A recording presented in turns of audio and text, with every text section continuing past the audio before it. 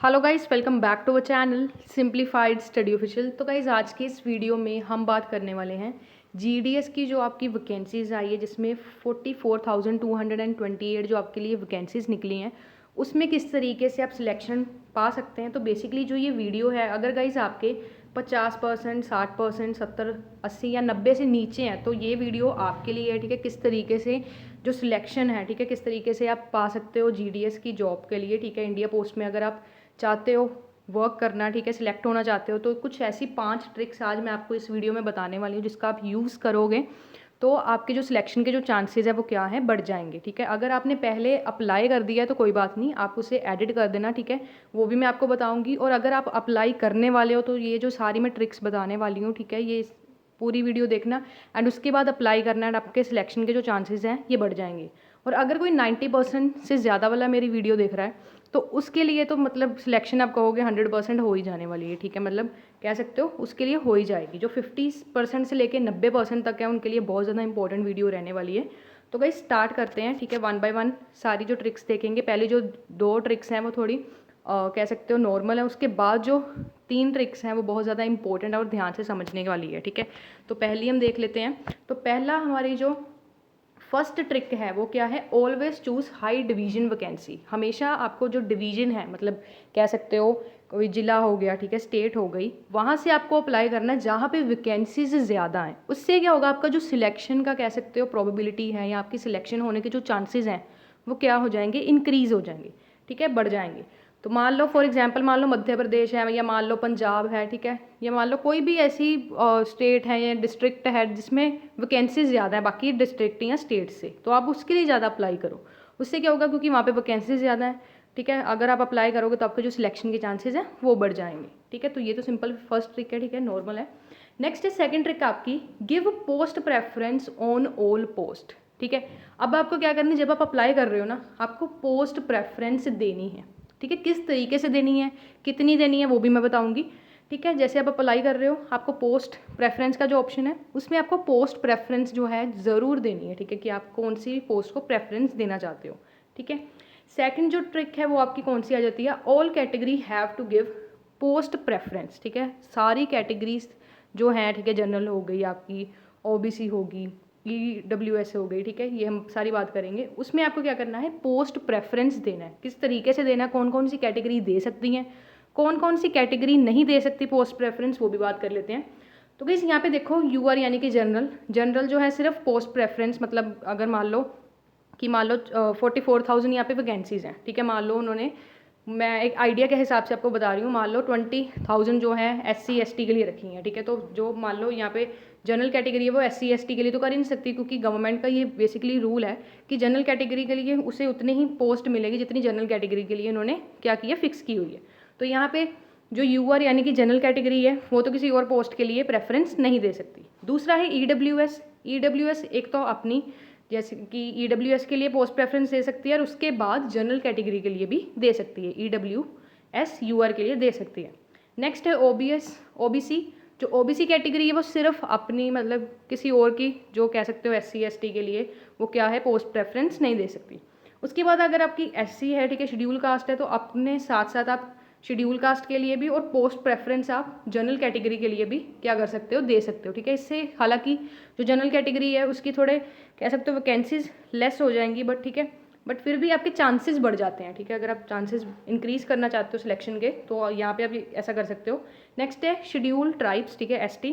अगर ST के हो तो ST के साथ साथ आप पोस्ट प्रेफरेंस जनरल कैटेगरी के लिए यानी UR के लिए दे सकते हो। ठीक है, तो यहाँ पे एक बार यहाँ इसका स्क्रीनशॉट खींच लो। ठीक है, जोन सी आपकी कैटेगरी है उसी के हिसाब से गाइस आपने क्या करनी है, पोस्ट की जो प्रेफरेंस है वो आपको यहाँ पे देनी है। ठीक है, ये तो हमारी 3 बेसिक टॉपिक रहे। ठीक है, तो फर्स्ट देख हमारी जो क्या ट्रिक थी, आपको हाई डिवीजन वैकेंसी देखनी है। ठीक है, मान लो मध्य प्रदेश है या मान लो पंजाब है, ठीक है, या फिर मान लो दिल्ली है, ठीक है, जहाँ पे ज़्यादा वैकेंसीज आपको दिख रही है ना, वहाँ से आपने अप्लाई करना है। उसके बाद है पोस्ट प्रेफरेंस देनी है। ठीक है, हर पोस्ट पे आपको प्रेफरेंस देनी है। ठीक है, पोस्ट की प्रेफरेंस जो देनी है आपको किस तरीके से दे सकते हो वो मैंने अभी आपको बताई। UR यानी जनरल कैटेगरी सिर्फ जनरल कैटेगरी के लिए दे सकती है। EWS के साथ साथ EWS UR के लिए पोस्ट की प्रेफरेंस दे सकती हैं। OBC कोई पोस्ट प्रेफरेंस यहाँ पे नहीं दे सकते। ठीक है, as per government rule. Schedule caste जो है वो अपने साथ साथ शेड्यूल कास्ट और शेड्यूल ट्राइब्स जो हैं वो अपने साथ साथ यूआर यानी कि जनरल कैटेगरी के लिए भी पोस्ट प्रेफरेंस दे सकते हैं। नेक्स्ट आ जाती है हमारी फोर्थ ट्रिक, ठीक है। फोर्थ ट्रिक बहुत इंपॉर्टेंट है। फोर्थ एंड फिफ्थ जो है इस वीडियो में अगर मैं कहूँ ये दोनों बहुत ज़्यादा इंपॉर्टेंट है, इसको ध्यान से समझना, ठीक है। फोर्थ जो ट्रिक है वो उस पर आपने क्या करना है, पोस्ट की सिलेक्शन करनी है, ठीक है। अब मान लो आप अप्लाई कर रहे हो, ठीक है, कितनी सारी वैकेंसीज निकली हैं, तो इसमें आपकी जो वैकेंसी है वो भी 3 कैटेगरी की हैं। कौन कौन सी? डाक सेवक, ABPM, ठीक है, दूसरा है BPM, ठीक है। किस तरीके से आपको अप्लाई करना है वो देख लो। तो गाइस यहाँ पे देखो, जो फोर्थ मैं आपको ट्रिक बता रही हूँ, पोस्ट की आपने सिलेक्शन करनी है। वो कैसे करोगे?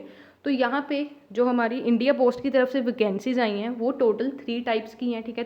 3 यहाँ पे वैकेंसीज बेसिकली हैं, जिसमें ग्रामीण डाक सेवक जो पोस्टमैन जिसे हम कहते हैं, जो घर घर डाक पहुँचाता है। दूसरा हैगा ABPM, इसका क्या मतलब है? असिस्टेंट पोस्ट मास्टर, ठीक है, जो असिस्टेंट जो है पोस्ट मास्टर होगा। नेक्स्ट है जो हेड होगा, मतलब BPM जो है हमारा पोस्ट मास्टर होगा, ठीक है, वो पर्टिकुलर ब्रांच पोस्ट मास्टर होगा, ठीक है।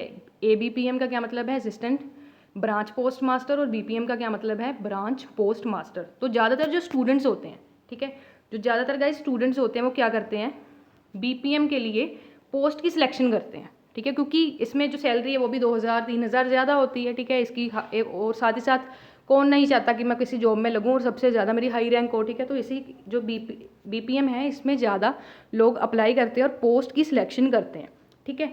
नेक्स्ट है मिडिल वन वाला जो है हमारा ABPM, ठीक है, एकदम इसका मिडिल लेवल है, ठीक है, मिडिल सैलरी आपको मिलेगी। नेक्स्ट उसके बाद आपका 3rd नंबर पे आ जाता है ग्रामीण डाक सेवक, ठीक है, GDS।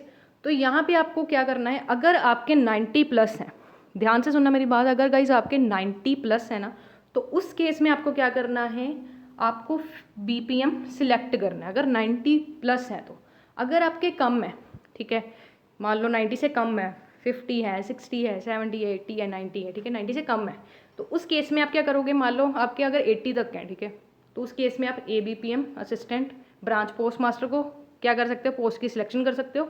और अगर आपके थोड़े कम है, ठीक है, 70 से नीचे लगा लो, तो उसमें आपको GDS की भरनी है, ठीक है, पोस्ट, ठीक है। उसके बाद हम बात कर लेते हैं गाइस हमारा 5th ट्रिक की, जो बहुत ज़्यादा इंपॉर्टेंट है।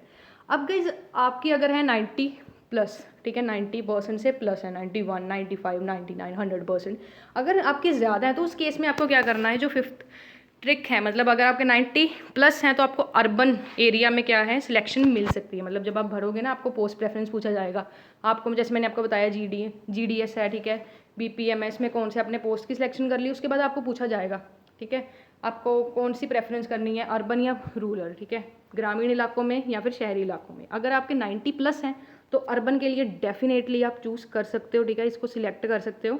और अगर गाइस आपका रूरल एरिया है, ठीक है, गांव का इलाका, ग्रामीण इलाका है, ठीक है, उसके लिए कौन कौन कर सकता है, जिसके 90 से कम परसेंटेज है, ठीक है, क्योंकि रूरल एरिया में जो ज़्यादा कह सकते हो पढ़े लिखे नहीं होते, ठीक है, वहाँ पे आपको इतनी नीड भी नहीं होती। बाकी जो ट्रांसफ़र है वो आपका हो जाता है, ठीक है, एक बार अगर आप जॉब लेना चाहते हो, सिलेक्ट होना चाहते हो, तो ये ट्रिक आप अपना सकते हो, ठीक है। तो आप क्या कर सकते हो, रूरल ले सकते हो। अगर 90 से अबव है तो उस केस में आप क्या ले सकते हो, अर्बन ले सकते हो।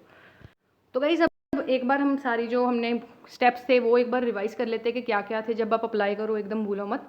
पहली ट्रिक क्या थी, आपको हाई डिवीजन जो वैकेंसी है वो चूज़ करनी है, ठीक है, जहाँ पे ज़्यादा वैकेंसीज है वहाँ पे आपको अप्लाई करना है। दूसरा, आपको पोस्ट की प्रेफरेंस देनी है सारी पोस्ट पे, ठीक है, कैटेगरी के वाइज देनी है, किस तरीके से देनी है वो भी बता देती हूँ आपको। जनरल कैटेगरी यूआर जो है वो यूआर के लिए कर सकते हैं, EWS अपने साथ साथ जनरल कैटेगरी के लिए भी कर सकती है। और शेड्यूल कास्ट और शेड्यूल जो ट्राइब्स हैं वो अपने साथ साथ यूआर यानी कि जनरल कैटेगरी के लिए भी पोस्ट प्रेफरेंस यहाँ पे दे सकते हैं, ठीक है। मतलब आपको जो SC ST है ये जनरल कैटेगरी के साथ भी क्या कर सकते हैं, पोस्ट प्रेफरेंस दे सकते हैं।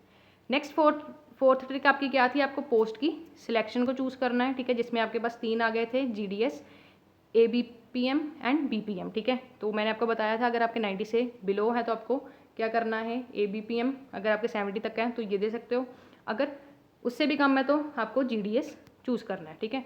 नेक्स्ट है 5th ट्रिक आपकी क्या थी, 90+ है तो अर्बन के लिए दो, अगर उससे कम है, 70 से कम है, ठीक है, 60 है, 50 है, उस केस में आपको रूरल देना है, ठीक है। तो ये मैंने आपको बताई कुछ ट्रिक्स, इसको यूज़ करके आपके जो सिलेक्शन के चांसेस हैं, ये नहीं मैं कहती 100% आपके चांसेस बढ़ जाएंगे, बट हाँ सिलेक्शन के जो चांसेस हैं वो बढ़ सकते हैं, ठीक है। तो इसी तरीके से अप्लाई करना, ठीक है, सिलेक्शन आपका हो जाएगा, डोंट वरी।